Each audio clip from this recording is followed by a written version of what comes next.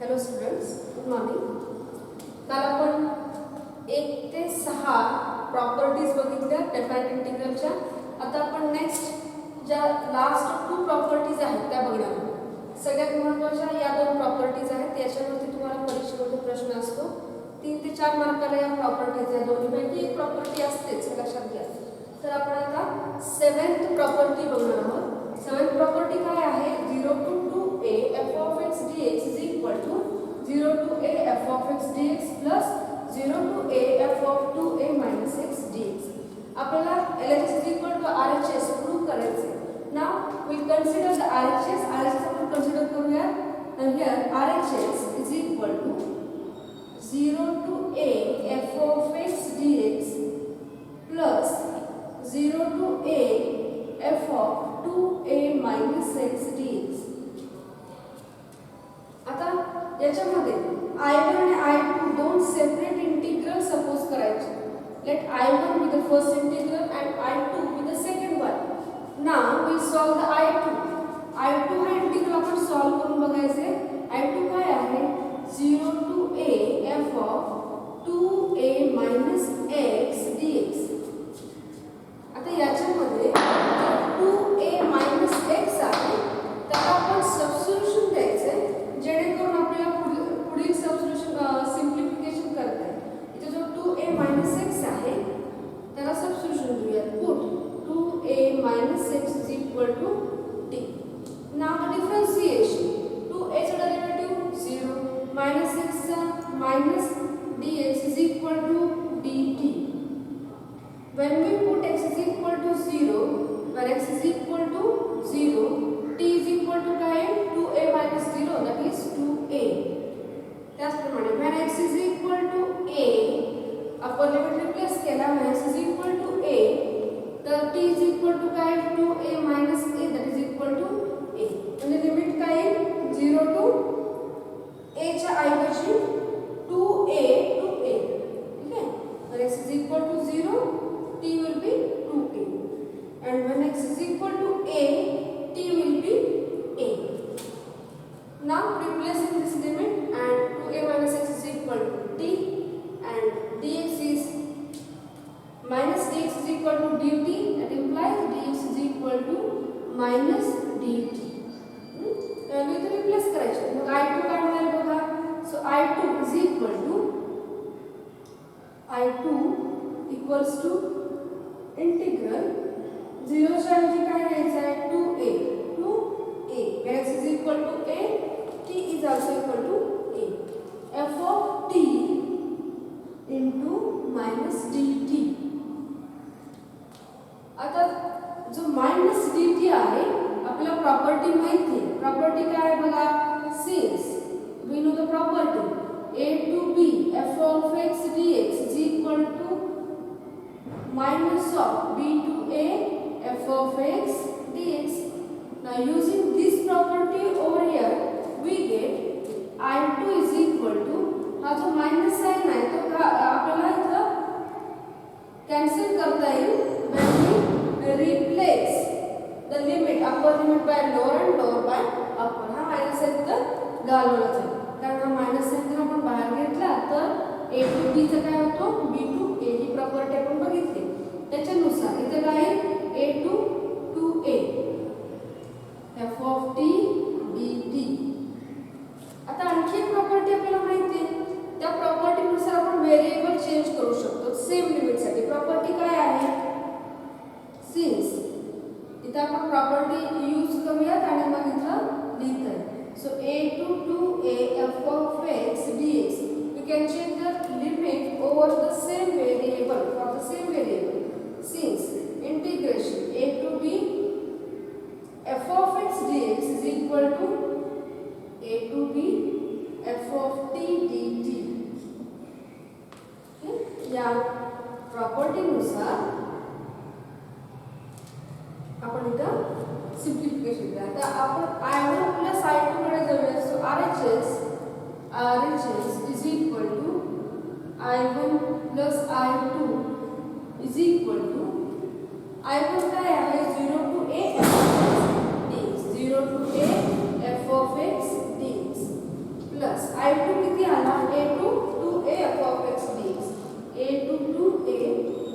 Of x dx. आता आपल्याला property माहिती आहे चेन रूल. ओके, इथं a which lies in between 0 to 2a, 0 to 2a म्हटलं तर a असेल तर आपण हा इंटिग्रल कंबाईन करू शकतो. तर त्या प्रॉपर्टीनुसार इथं काय घेता येईल 0 to 2a f of x dx. Since we have the property a to b f of x dx is equal to a to c f of x dx plus c to b f of x dx. या प्रॉपर्टीनुसार आपण काय घेतला 0 to a f of x dx plus a to 2a f of x dx is equal to 0 to 2a f of x dx. That's our proof. ठीक है, तर हा काय 0 to 2a f of x dx. तो आपण तो proof घेतला. Hence we can say that hence 0 to 2a f of x dx is equal to काय तो 0 to a f of x dx plus 0 to a f of 2a minus x dx. याचा वापर आपल्याला example सोडवताना करायचं आहे. लक्षात घ्या, प्रॉपर्टी व्यवस्थित करायची. एकदम सिंपल प्रूफ आहे, काही अवघड नाही. इथं आपल्याला काय करायचं आहे, जो RHS आहे त्याला दोन इंटिग्रल घ्यायचे I1 आणि I2. आणि जो I2 आहे I1 मध्ये f of x dx आहे पण I2 मध्ये f of 2a minus x dx आहे. त्याला आपण I2 सपोज करायचा आणि तो सोडवायचा. याच्यामध्ये 2a minus x ला आपण t रिप्लेस केला, त्याच्यानंतर याचा डेरिव्हेटिव्ह घेतला आणि मग लिमिट चेंज केला. जेव्हा आपण व्हेरिएबल चेंज करू तेव्हा लिमिट सुद्धा चेंज होईल. मॉडिफाईड इंटिग्रल इथं x is equal to 0 असताना t is equal to किती आला 2a. x is equal to a असताना t किती आला 2a minus a that is a. म्हणजे काय आला 2a f of t dt. म्हणजे सांगा आहे हा मायनस साइन इथे जर घेतला मायनस साइन, ठीक आहे, हा minus sign we can change the sign of the limit using this property. We get 2a to a चा होता काय इथे केला a to a f of t dt. आता इथला व्हेरिएबल चेंज केला using this property. Okay, we can change the variable for the same limit. Same limit साठी आपण व्हेरिएबल चेंज करू शकतो. ती प्रॉपर्टी ते यूज केली. त्यानंतर I1 plus I2 ऍड करून घेतलं आणि आपल्याला प्रूफ मिळालं is 0 to 2a f of x dx. Okay, that's all. आता आपण 8th प्रॉपर्टी बघूया. 8th प्रॉपर्टी काय आहे बघा.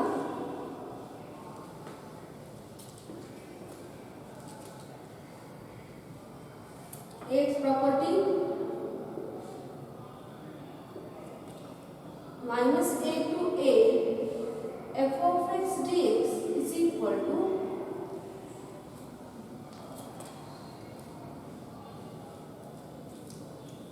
minus a to a f of x is equal to 2 times 0 to a f of x dx, 2 times 0 to a f of x dx. If f of x is an even function, if f of x is an even function,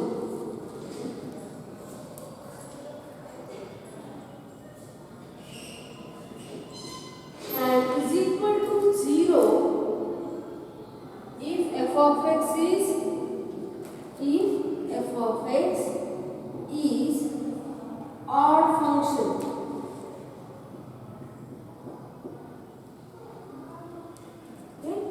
तर या property मध्ये बघा इथे आपल्याला काय prove करायचं minus a to a f of x dx is equal to इथे limit काय दिसतोय 0 to a f of x dx. Okay, तर हे आपल्याला प्रूव्ह करायचं. तर आपण एक प्रॉपर्टी बघूया.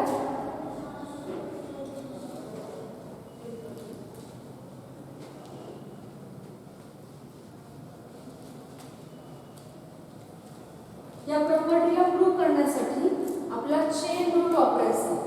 चेन रूल काय आहे बघा. प्रूफ इथं इथं minus a to a f of x d x is equal to आपण काय घेऊ शकतो बघा, त्याचं limit minus a to a f of x d x आहे.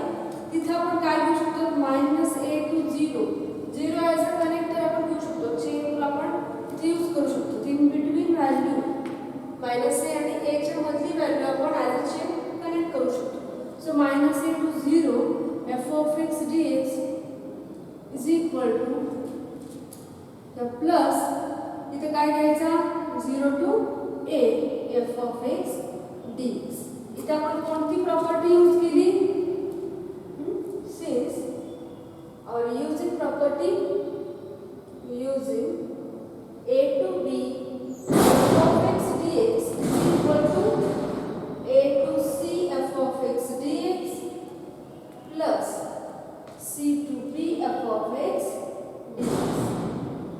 Using this property we get minus a to a f of x dx is equal to minus a to 0 f of x dx plus 0 to a f of x dx. आता इथं even function आणि odd function हा संदर्भ इथं आहे. Even function कशाला म्हणायचं आणि ऑड फंक्शन कशाला म्हणायचं हे अगोदर आपण समजून घेऊया. बघा, इवन फंक्शन कशाला म्हणायचं, जर f of minus x is equal to plus f of x असेल तर हा काय असतो, इवन फंक्शन असतो. f of x is even function if f of minus x is equal to plus f of x and f of x is odd function if f of minus x is equal to minus f of x, then function is an odd function. Okay? दिलेला function even function केव्हा असतो, जेव्हा f of minus x is equal to f of x असेल. For example, जर आपला function f of x दिला x cube, याच्यामध्ये आपण x is equal to minus x replace केला तर काय f of minus x is equal to minus x चा क्यूब, म्हणजेच किती येतो, minus x cube. Since f of minus x is equal to minus x cube, so function कसा आहे, मग हा ऑड फंक्शन आहे. हा फंक्शन कसं आहे, ऑड फंक्शन आहे. जर आपल्याला f of x दिला असेल cos x, हा फंक्शन कसा आहे बघूया. f of minus x काय आहे, cos of minus x. तर cos of minus theta is plus cos theta हे आपल्याला माहिती आहे, is cos x. म्हणजे f of minus x काय आला, f of x आला. f of minus x is equal to plus f of x. इथे काय आला होता, minus f of x आला होता. त्याच्यामुळे आपण काय घेतला, ऑड घेतला. इथे काय आला, प्लस f of x आला. म्हणजे हा कोणता फंक्शन आहे, इवन फंक्शन आहे. इथे लक्षात, इथे बघा f of minus x is equal to plus f of x असेल तर फंक्शन कसं असेल, इवन फंक्शन असेल. आणि f of minus x is equal to minus f of x असेल तर फंक्शन ऑड फंक्शन असेल. ठीक आहे, तर इथं आपण इवन आणि ऑड फंक्शन समजून घेतले. तर आता इथं ही प्रॉपर्टी बघूया. याच्यामध्ये हा जो लिमिट आहे तो आपला I1 प्लस I2 घेऊया आणि I1 ला सोडवायचं. I1 I1 is equal to minus a to 0 f of x dx. या फॅक्टरला, या इंटिग्रलला आपण सोडवायचं. याच्यामध्ये x is equal to minus t replace करायचं. Put x is equal to minus t. x is equal to minus t replace केला तर dx काय मिळेल, minus dt. तर लिमिट चेंज होते. When x is equal to minus a, t is equal to काय मिळेल, plus a. And when x is equal to 0, t is equal to 0. याच्यामध्ये काय बघा, when x is equal to minus a, x ची value minus a replace केली तर minus minus plus होईल, t is equal to a मिळेल. आणि when x is equal to 0, x ची व्हॅल्यू 0 रिप्लेस केली तर t is equal इथं आपल्याला मग काय घेता येईल बघा,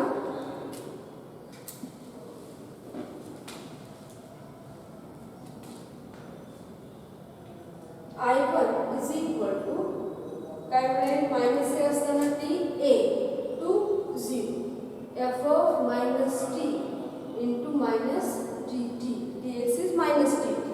तर इथं काय मिळेल, minus of a to 0 f of minus t d t. तर मायनस साइन दाखवायचं असेल तर लिमिट चेंज होईल, अप्पर लिमिट लोअर लाइन आणि lower to upper using the property. This is 0 to a f of minus t dt. आता बघा, आता दोन केसेस आहेत, इवन फंक्शन आणि ऑड फंक्शन साठी.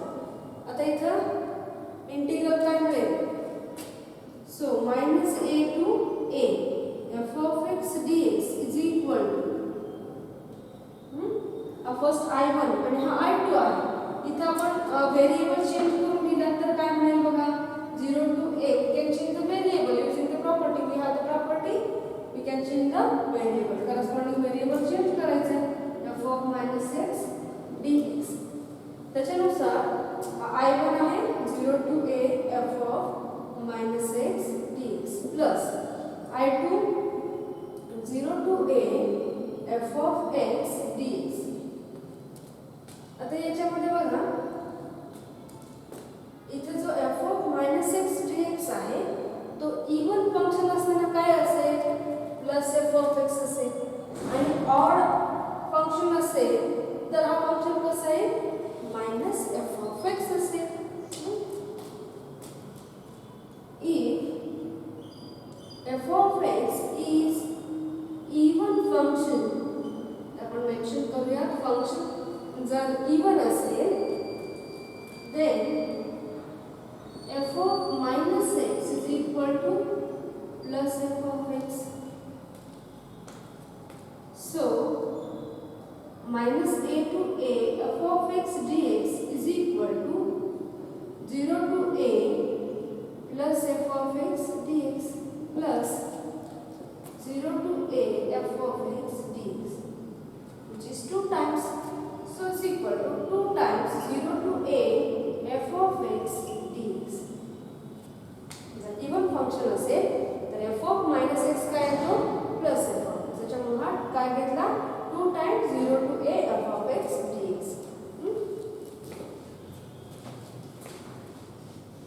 आता ऑड साठी बघा, if f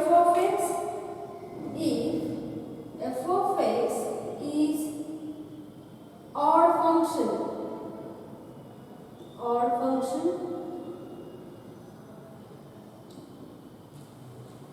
then f of minus x is equal to minus f of x. f of minus x काय आहे, मायनस f of x आहे.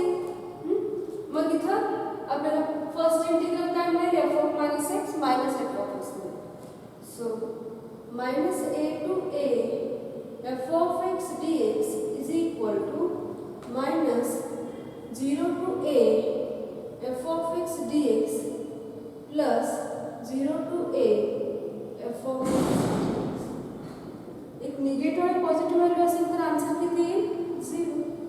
Thus we have proved the property minus a to a f of x dx is equal to 2 times 0 to a f of x dx if f of x is an even function and is equal to 0 if f of x is an odd function. Okay, thus minus a to a f of x dx is equal to 2 times 0 to a f of x dx if f of x is even function and is equal to 0 if f of x is odd function. अशा पद्धतीने आपले दोन्ही property इथे आपण समजून घेतलेले आहेत. याच्यावरती एक्झाम्पल्स आहेत पुढच्या एक्सरसाइज मध्ये, ते आपण नेक्स्ट लेक्चर मध्ये बघू. थँक्यू. झालं. 20 मिनिट झाले.